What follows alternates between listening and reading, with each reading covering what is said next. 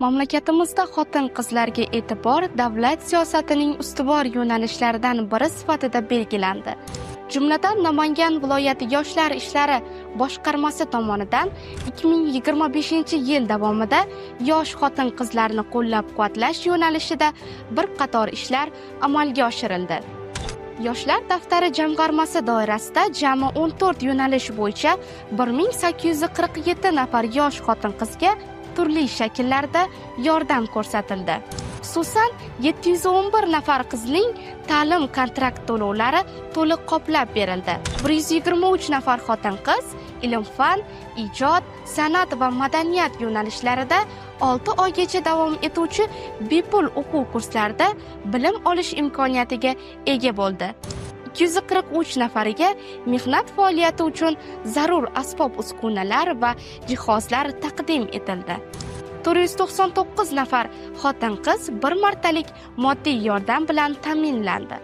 2 nafar ayol tadbirkorlik faoliyatiga yo'naltirildi. 21 nafarining doimiy ish bilan bandligi ta'minlandi.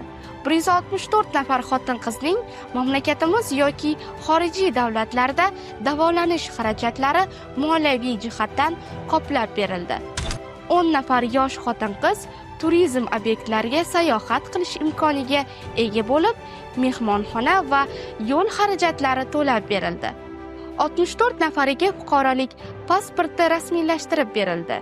7 nafariga zamonaviy kasblar va axborot texnologiyalari, xorijiy tillarni o'rganish sharoitlari yaratildi.